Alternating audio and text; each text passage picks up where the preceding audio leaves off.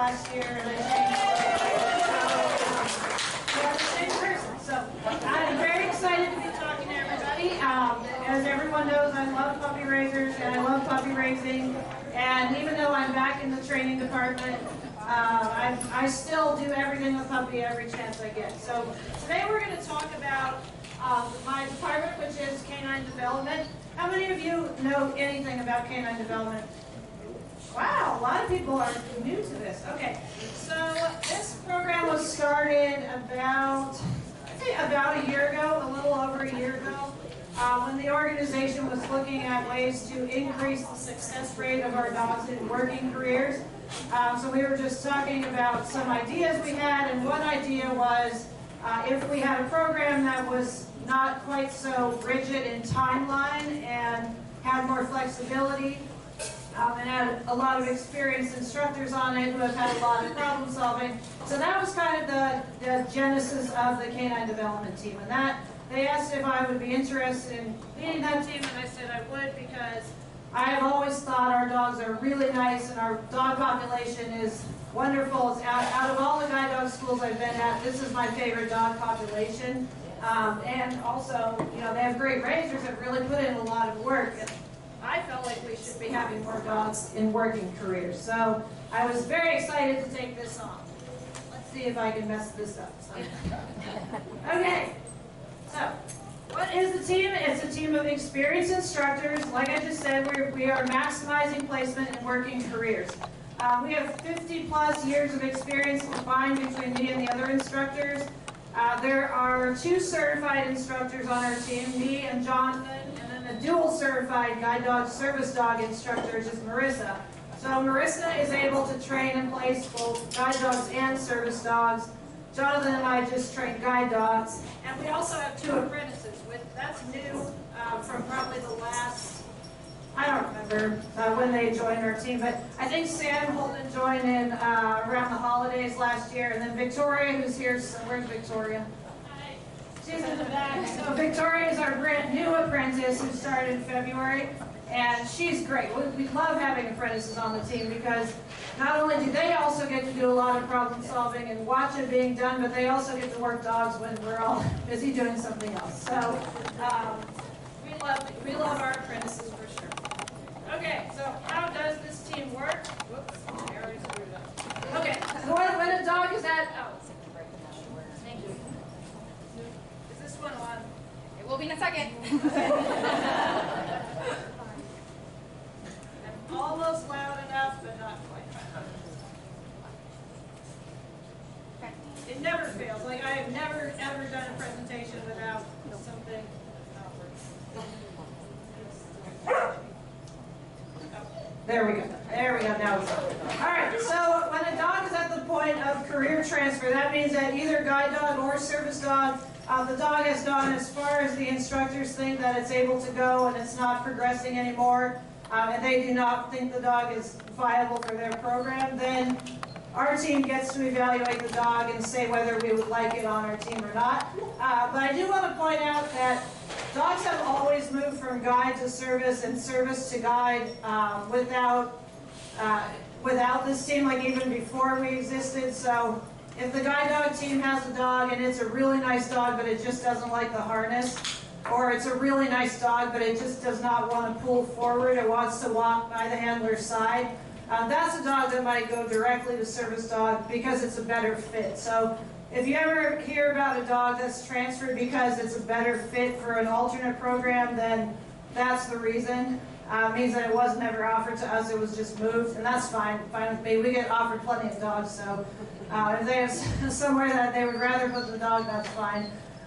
Same with service dog going to guide. If they have a dog that always wants to go forward and is just always kind of looking ahead instead of at its handler, then that might be a dog that would like guide work better.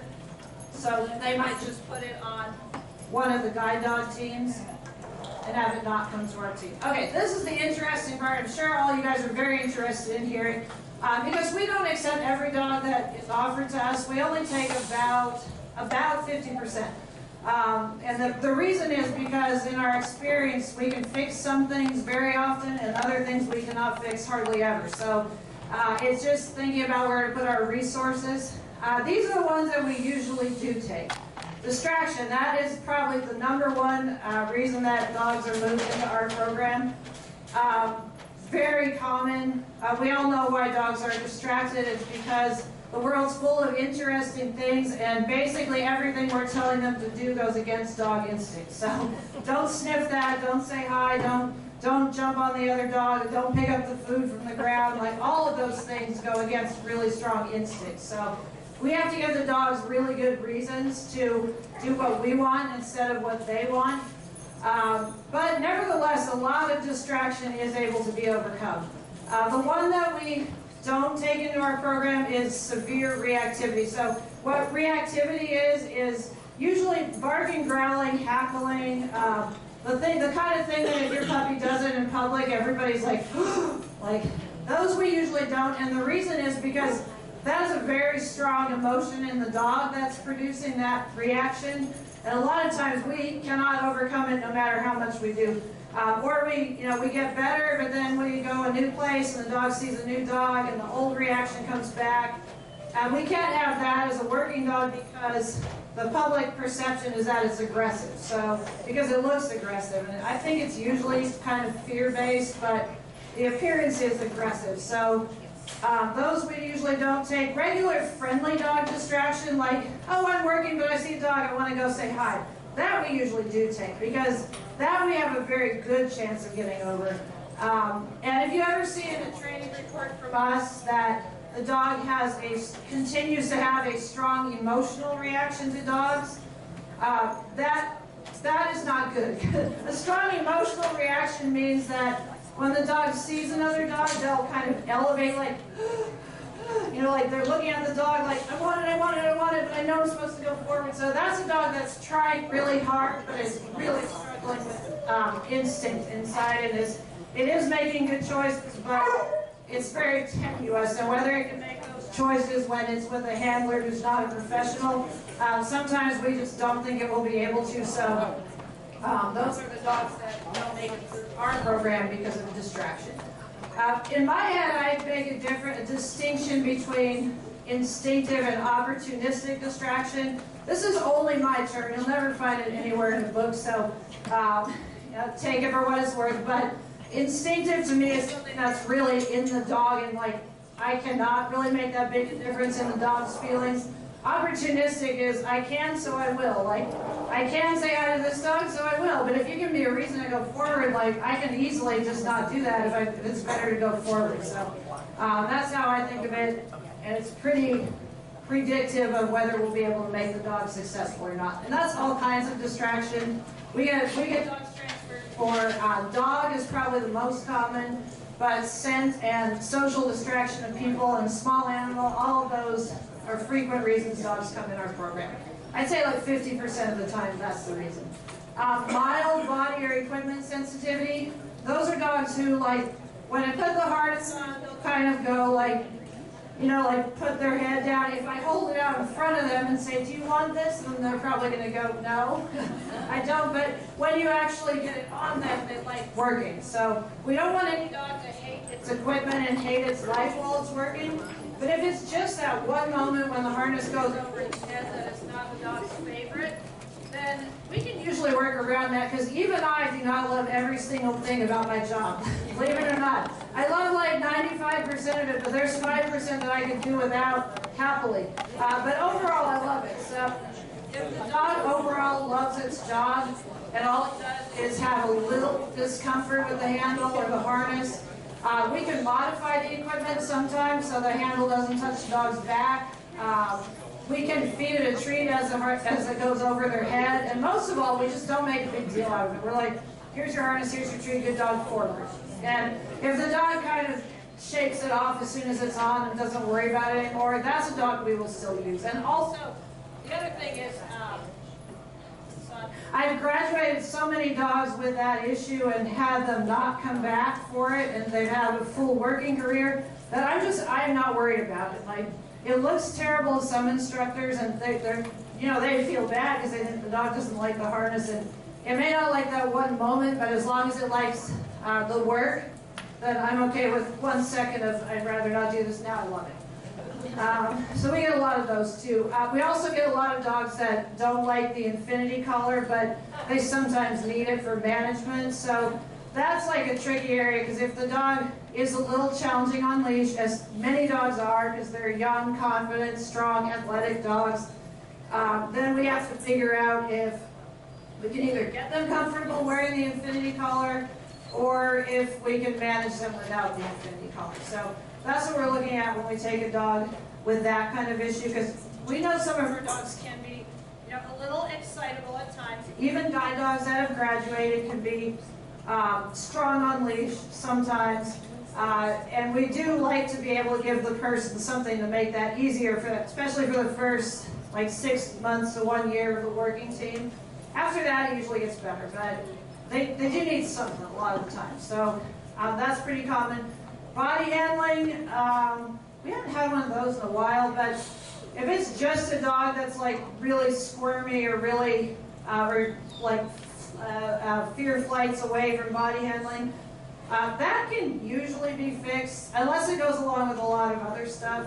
But we will almost always take those, because that's one that sometimes just needs a lot of time, longer than the training cycle regularly is. We have the time, because we can put dogs in class at any time. So, and our schedule is way more flexible than the other teams, so that's one we would take. Inconsistent work. That means sometimes they're one pace, sometimes they're another. We can't match them because we don't know if they're 2.5 miles per hour or 3 miles per hour. So we don't know whether to match them to a slow person or a faster person. And that actually makes them very difficult to match, because we want people to be happy with their dog's walking speed. So we just have to pick the pace the dog's going to go and make sure it's going to stay at that. And that is usually one that we can fix, usually. Inconsistent work could also be it could also be mixed up with distraction. Sometimes they miss a bunch of curves and other times they're perfect. So that is there's often a training component to that. We have the time to work on it, so we will take it. Crate barking and other crate issues, those we can, I won't say always, but I will say virtually. I can't remember the last dog I transferred for that. So it wasn't at this school, wherever it wasn't here. So if it's a crate problem only, we can pretty much always fix that. Stairs, we can, again, is what we can pretty much always fix.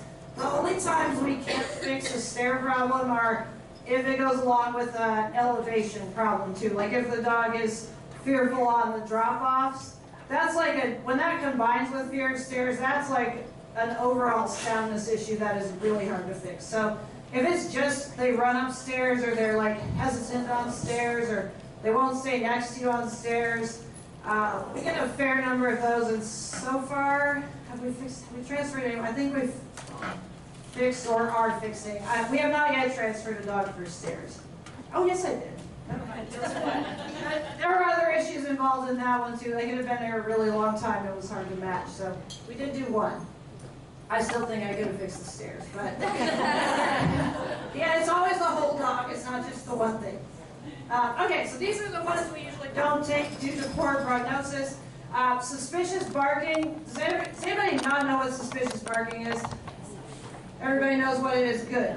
That's another one of those behaviors that. Could you explain that? Yes, suspicious. So when we say suspicious, we're referring to a dog that sees something innocuous, like a person walking like this, or somebody's making eye contact with them, and instead of just looking at it and dismissing it, they kind of do this, and then they'll go woo woo woo woo.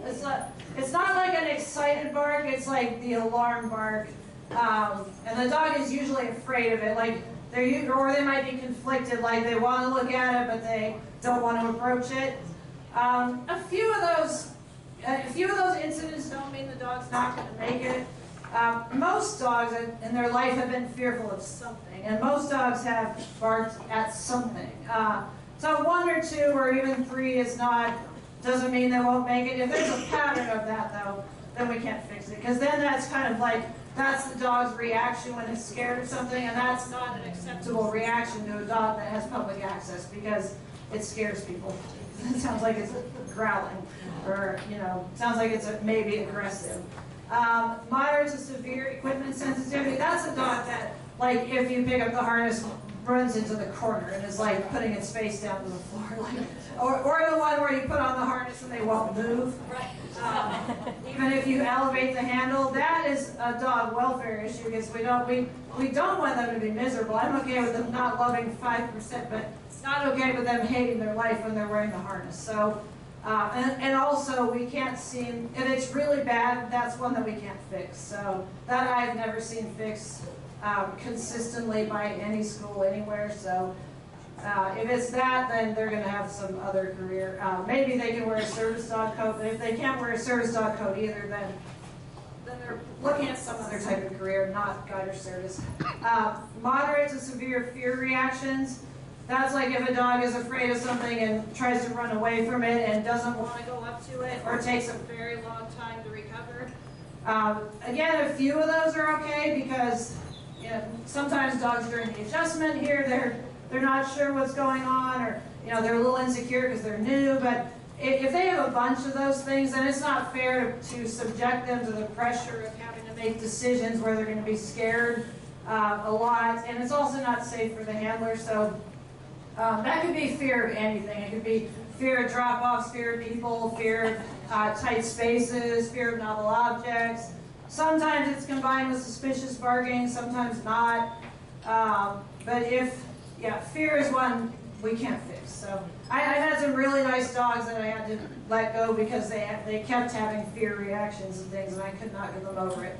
And then resource guarding, we can't put out resource guarders, I'm sorry to say.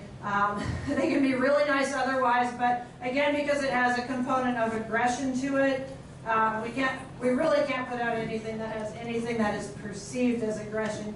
Even though resource guarding is a really normal dog behavior, and my pet dogs are champion resource guarders. They don't injure each other, but the curled lip and hard stare is a very regular thing in my house. The only ones that don't do it are my guide dog puppies. So, what? Is that resource guarding? Oh yeah, it's resource guarding. It's like over a toy or over me. So they don't have to bite to be a resource guarder. Like resource guarding is just, this is mine and you're not going to take it. Sometimes it's really mild, like just a stare and like a hover. And I do that, by the way, if somebody tries to eat a piece of food off my plate. No, it's mine. Yeah, Dory? With the equipment center, Yeah. and service dogs, Yes. they're not required to wear a coat, so They're not required to, but they, from what I understand, and I'm not positive because I don't work directly with service dogs, but a lot of clients are not comfortable with a dog that won't work. Like they want the identification on the dog, and if a dog ever, like when you go put something on and the dog's like, like that, then people feel bad because they don't want the dog to feel bad, so then they start feeling bad. Some people don't care. Like there are some people that say, well, suck it up, like we're going to work. And those dogs might be okay, but other people go, he doesn't like it, like I feel bad. And that is not what we want to know. Somebody getting a service dog is supposed to make your life easier, not harder. So that's why they're picky about that. But I think we've put out a couple service dogs that wore like a big collar that said service dog, but not very many. And it's because they're hard to place. Like it's hard to get people to accept that. I don't know the reason. Human nature. I mean, it is because they don't want. It's because they don't want to feel like their dog doesn't want to work. I think that's. I wouldn't want that either. Okay, so the dog there is no set time frame with our dogs, but we're always working toward milestones. So the milestones we have phase 1 and phase 2 blindfold. Most of the time when we get a dog, it's already past phase 1 and phase 2 and it's somewhere in the middle of training. Every once in a while we get one that hasn't, but usually they have. So then we're working towards their final blindfold, the final outdoor blindfold, which is traffic and working through a park with a lot of dogs and working on crowded city streets. And then the final indoor blindfold is the mall, escalators if the dog does them, elevators. So that's what we're progressing toward. If the dog stops improving, we might transfer at that point, or we might switch trainers. So just because I've been doing this forever doesn't mean I'm the right person to make every dog graduate. So it's great having Jonathan, because there are some dogs that just do better with the guy. And I would totally give a dog to Jonathan before transferring it if I thought that, that it would do better with him or it might make it with him. Some dogs are better with somebody like a really supportive, bubbly handler. And so we will, if we think the dog has good potential, we'll try that. But the dog still has to be progressing. If they're not, after such and so period of time, however long that is, and we've tried everything we know and the dog still isn't making it further, then we would transfer at that point. And also if the dog is really, really stressed in the kennel, then we're not going to keep them here for that long. We are being very more aware now of keeping dogs too long, because the problem with keeping them too long is that then they're taking up kennel space for other new dogs coming in, and that means smaller IFTs, and that means you all have your dogs for like 18 months. Speaking of someone who just turned in their dog at 19 months, I would rather not have them that long, because that takes me longer to get another puppy that way. So, but we don't have a hard line, but we do have a hard line of where we look at the dog to see if it's progressing or not. And or we also have some dogs that are really nice guide dogs, but they're really hard to handle on leash. Like if they're the bull in the china shop type, that they're like super guide dog on the streets, but everywhere else you're like holding on for dear life. That dog is hard to match. We do have a few people that can handle a dog like that, but they're not frequent. So if a dog's like that, then they might be transferred just for, I don't think we officially call it kennel timeout, but difficulty of finding a match. It's not common, but it has happened. But usually those dogs will go to public service. It's a good working dog, but they're just hard to handle. Then public service is a dream job for them, and they're a dream dog for public service. So I love those dogs, but they're not the easiest to match. Are we matching dogs that aren't as good? This is what I've been asked that before. I definitely don't believe that at all. We never graduate a dog thinking it might come back, although the truth is any dog can come back. And I always say my best dog can come back as easily as my weakest dog.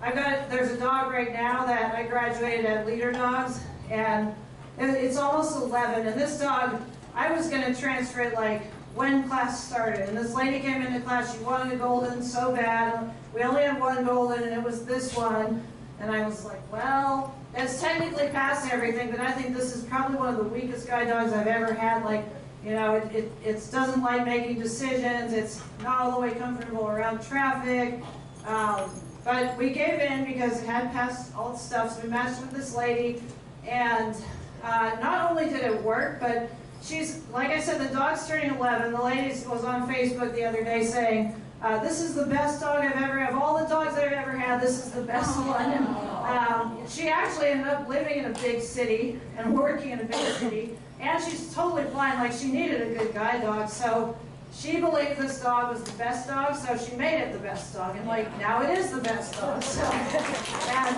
I have plenty of the other kind of stories too, where the best dog, we went to see it 3 months later and it looked like it was completely untrained and we had to bring it back. So that's what I'm saying. I'm not afraid to take a chance because it's really about the match. There is no perfect dog, but there are lots of perfect matches. So in real estate, I compare it to real estate, clients have their must-haves and their deal breakers. So there are some people who say, I just need a dog that will never quit pulling in harness, because they can't stand it when a dog like loses confidence and slows down and won't show them where things are. They'll deal with like the dog can lunge after a cat or jump on people, and they don't really care. Like, as long as the dog goes forward, that's fine. And then we have other people that, like the 85-year-old who has had 8 guide dogs and is now in an independent living facility and has arthritis and everything else. The dog might be slower to work as a guide, like it might be slower to get confident, but it absolutely cannot pull them down. So, like, that is the one thing the dog can't do, is pull them down. So as long as, if we tell them, we'll give you a dog, but it's going to take time to build their confidence, but you either are okay with that or we can't give you a dog. So when we find a dog like that, then that match can be very good. And that dog, again, if I go back in 6 months or a year, they're working like they never had a problem with confidence at all. But the person has to be willing to work with the other issues in order to get the one that they really need. And then, like pooping in harness. That for some people, I have seen that be the reason somebody gave up on a dog because it pooped one time in harness. And then they cried, like, I can't have this, I'm worried about it all the time. So like, okay, I mean, I think that's a little strange, but also people's feelings are what they are. So if the person feels that way, I am not going to change it. Like, okay, we'll give you another dog, and hopefully it won't poop in harness. It never has pooped in harness. So, and then other people are just like, oh, I guess he had to go. Like, just pick it up and move along, and they never even mention that as a problem. So this is how I've always matched dogs, but we really have to know what the clients want. So I spend a long time talking to them, or the team instructors do too, before they come in, because that way we get to know, especially what, for people who've had dogs before, what they have to have and what they absolutely cannot have. So that kind of gives us our parameters, and everything in the middle is kind of stuff we can work on. So if the dog has the thing they need and doesn't have the thing they won't accept, then other things like maybe the dog doesn't settle that great at the table. It takes some work to get the dog to settle at the table. Well, okay, we'll work on that and we'll get better. So there's a lot of stuff in the middle that we do expect people are probably going to have to work on. Not that we want people to have to work on things, but that is life. Like it's an imperfect world. That's what I always say. So we do our best, and usually it's fine. Okay, so what we're doing is different. We have a lot of experience, so we have huge toolboxes and big histories of dogs that we put out that nobody thought would make it, and they did great. We also enjoy the challenge. I personally, at this stage of my career, I really like the challenge of dogs that are nice but. So it's not that I don't like super easy dogs to train, because who doesn't? Everybody loves dogs that make you look like a great trainer without you really having to do a lot of work. But it's also very satisfying to fix a problem. It's also kind of a mindset of this can be modified and we can teach people how to work with it. It's easy to say, well, the dog is just like that. You can't do anything, it's the dog. But a lot of times you can do something, and even more often you can do something on the human end, on the match end. Willingness to take risks.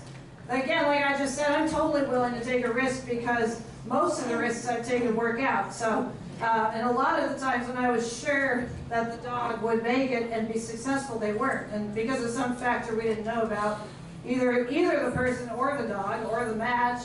So knowing any dog can come back, that makes me more willing to say, well, I think we'll try this one because it's a good match. So try it and see if it works. We also have a big history of success. I'm not bragging. I hate to brag because I feel like that's just inviting fate to have somebody call me and say they want to send their dog back.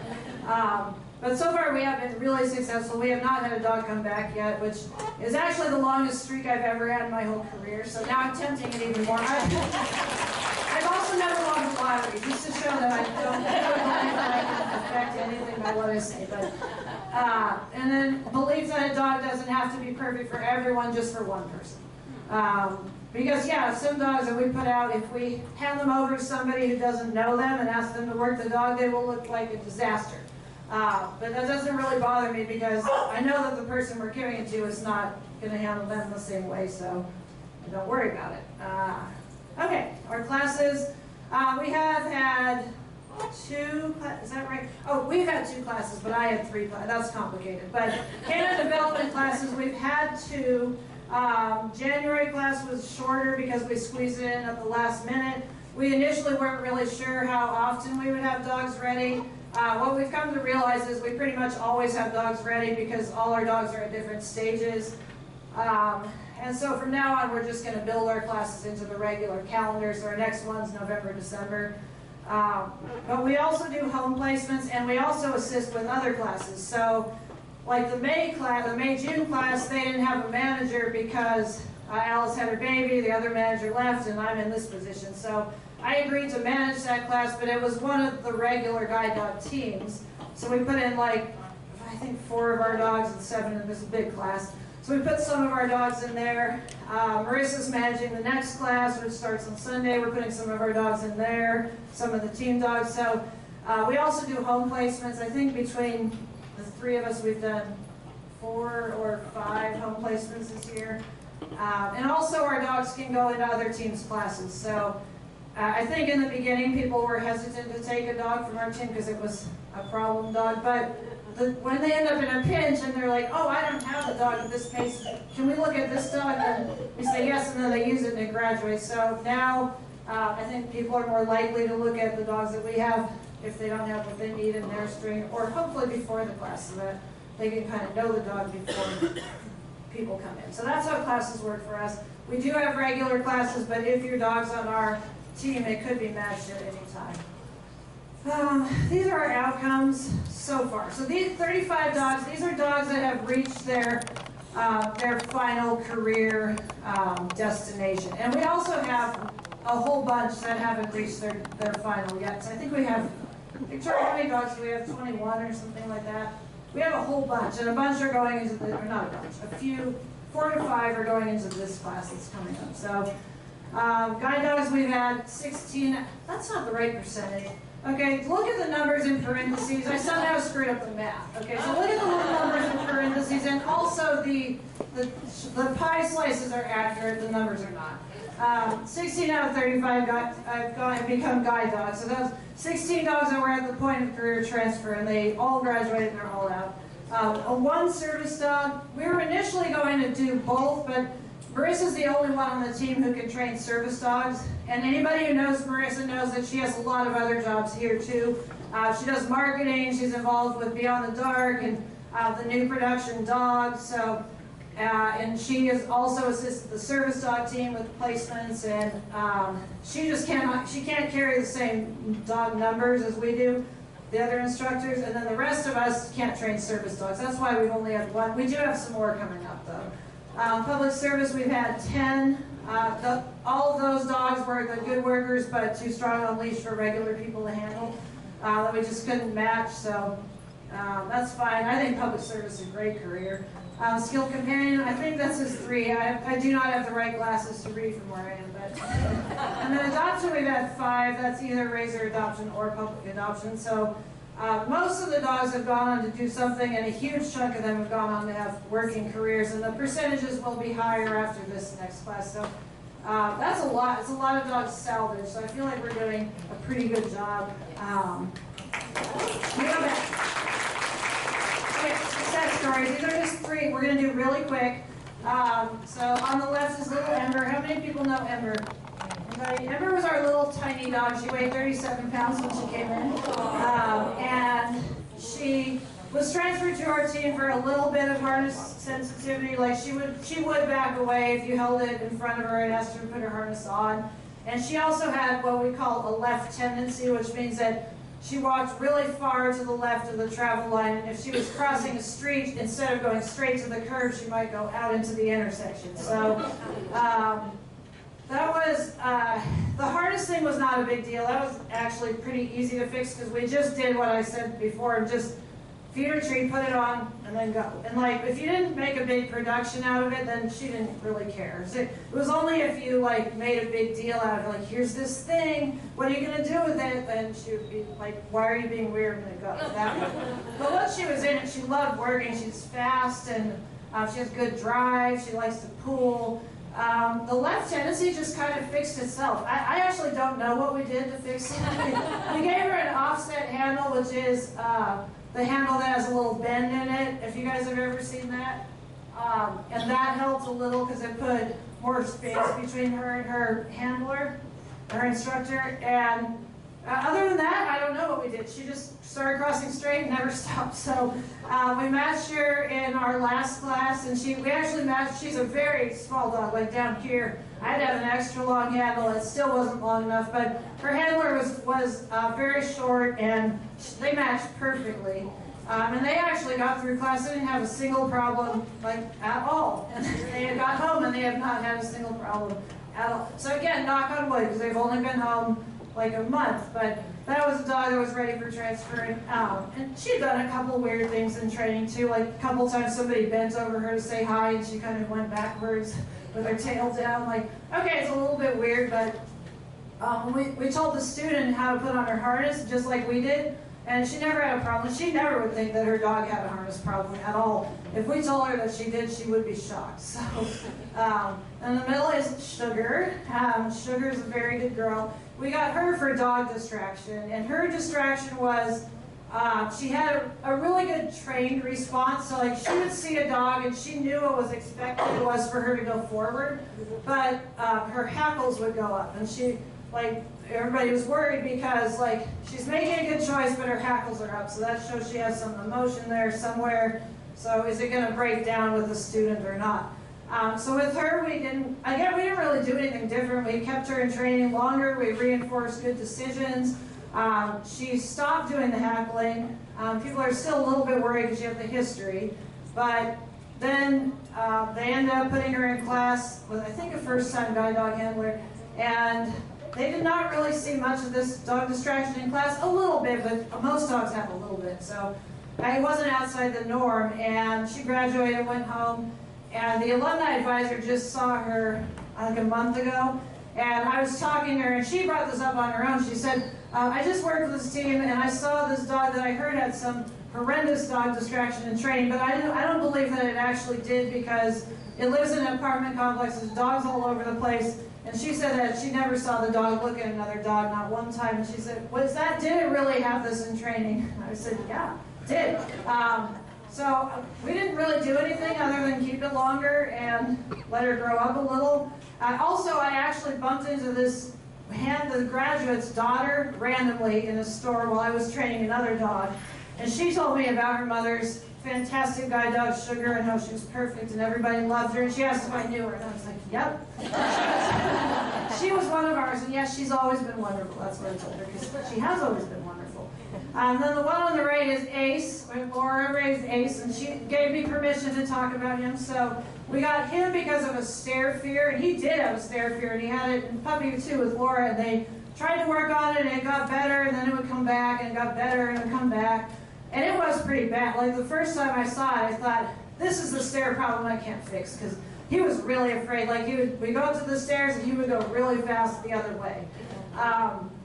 But he did not have any other fears, like no drop-offs, like really no. He was one of the most confident dogs I've ever seen, but he did have the stare thing. So we worked, it got way, way, way better, 95% better. A lot of people wouldn't have even known that he still had it, but I would still see him react with a little bit of fear to some stares sometimes. And I could always get him over it, but I did think there's a possibility that this could come back with a graduate. So we're on the fence about whether to place it or not. But then we have this graduate she's very public with everything. Who knows Ace and Teresa? Anybody? Yeah. They post all over the place, everywhere on Facebook. Everybody who is on Facebook and is their friend has seen like a daily video or two of Ace doing something amazing. So she'd been waiting for a dog for a long time. She would only take, and she also doesn't care if I talk about this because I asked her. And she would only take a dog that was tall, fast, black, male, and super confident. So Marissa knew her from a previous class too. So we contacted her before class and said, we have a dog that checks all your boxes, but he does have this history. And it's this fear that could come back. So is this a dog you want to meet or not? She's had enough guide dogs and she knows what she wants. Like, she knows very well what she wants. So she said she did want to meet him. So she lives close enough. I drove him up for a test walk. Test walks are usually like 2 blocks with the instructor leash attached. Hers was 1.5 miles, and I did not have my leash attached. She just picked up the handle and went. And Ace, he never looked back at me once. He was like, this is way better. So she said she wanted him. I said, if the stare fear comes back, what would you do? And she said she doesn't do that many stairs and she'd work around him. So she came to class. They were great. He was like a little uncomfortable on stairs, but he was workable. And then she went home and she worked him, like, she made it her mission to work him on the stairs. And she is one of the most capable, if not the very most capable guide dog handlers I've ever seen. She's like a trainer.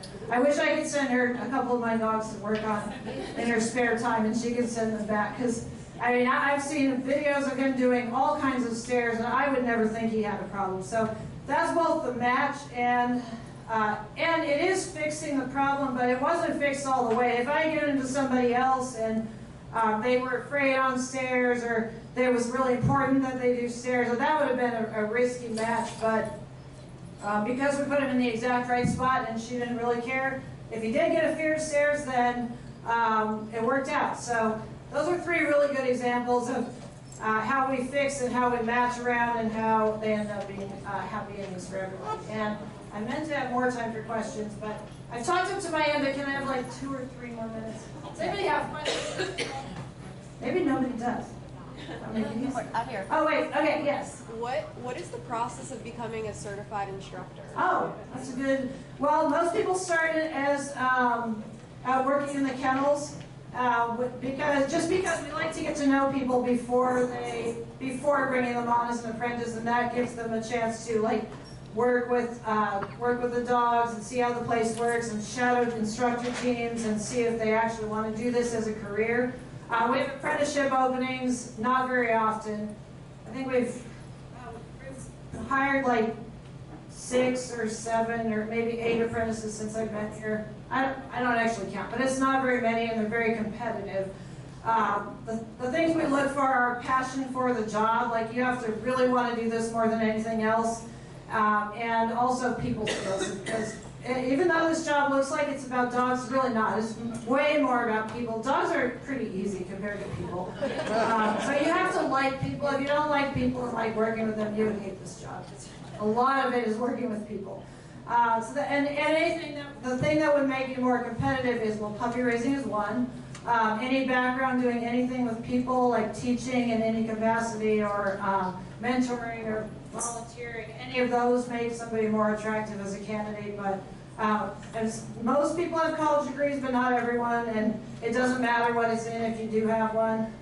So I suggest psychology because that's what I have, and I use it every day. Everybody who says you can't do anything with a 4-year psychology degree is wrong. You're going to be a guide dog instructor.